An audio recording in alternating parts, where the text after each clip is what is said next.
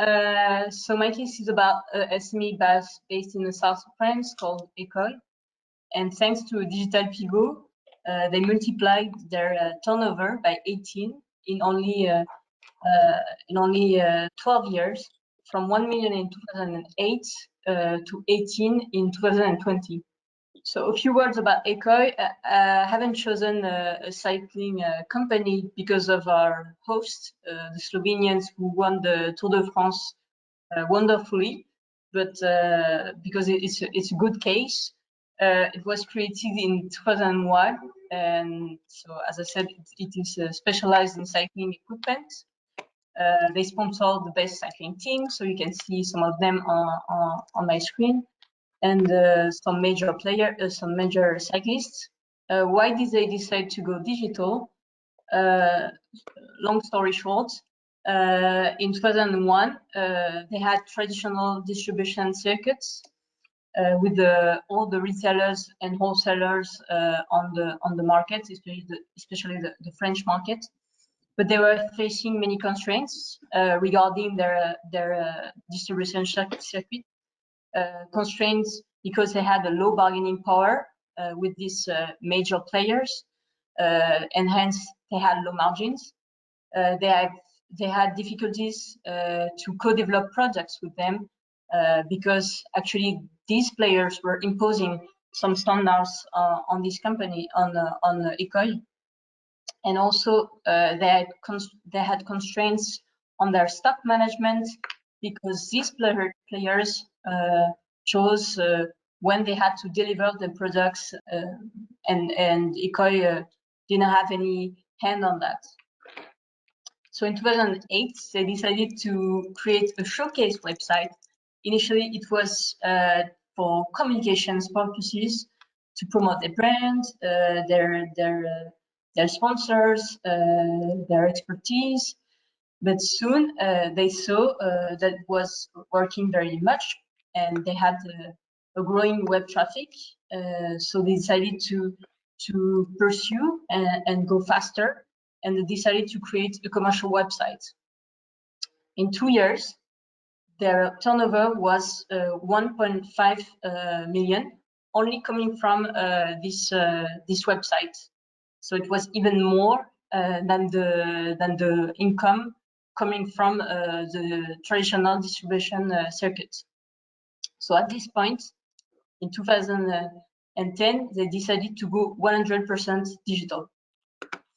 So this instinct they thought they needed to be 100% digital is basically linked to a basic management concept that you may all know.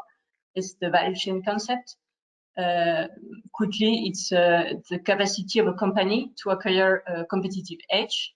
And if you study your whole value chain, it shows you how you can have a real impact in terms of quality and cost, and how you can gain a competitive advantage over your competition. So coming back to Ekoi, by cutting out the intermediaries of the distribution circuits, the company was able to offer products that were 30 to 40% cheaper than their competition, and so and they gained a competitive advantage. So that was the first pivot. The second pivot is international.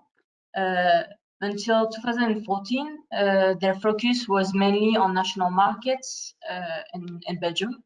And in 2014, they raised funds and they decided to go global, mainly European, aiming mainly at European markets. And what made possible this Europeanization is basically their digital pivot, because it made it easier to export their products to other countries. So the digital pivot also allowed this international pivot. And now, nowadays, their turnover on international sales is 46%, whereas in 2014 was just 8%. So it's huge increase. Lastly, how do they generate leads? Ekoi has two main assets. First, the champions that they sponsor. You can see on my screen there is a picture of the Tour de France. As you may know, the Tour de France is the third most viewed event on TV after the Olympics and the Football World Cup. So it's a huge exposition for this brand, and digital in this sense act like I call it a sounding board to spread the word that Ekoi offers the best product in close collaboration with all these champions to general cyclists. And the second asset of Ekoi is very, very closely linked to digital. It's the fact that Ekoi has a huge community, mostly based on their online community, with first their social media, where they display all their products, but also customers wearing their products, and also their website has a review section with more than 83,000 reviews, which is a lot. That allows them not only to make the customer the sales representative saying how wonderful the products are, but also to have a real direct contact with the customers and to know how they use their products, how they can improve the products, etc. To conclude, the last main asset is also on their website. You can see that they're using a configurator, an online configurator, so that customers can customize all their helmets, eyewear, etc. in any design that they want. And for me, it reminds me of a point I've heard at a conference a few months ago. It said that in the 20th century, we were in the era of Fordism. So, you know, Fordism is about a standardized mass production and hence standardized mass consumption. Ford said you can buy a Ford in any color as long as it's black. But nowadays we are in a digital world, digital era. It's the era of mass customization, where you tailor your products and services perfectly to your customers. Thank you.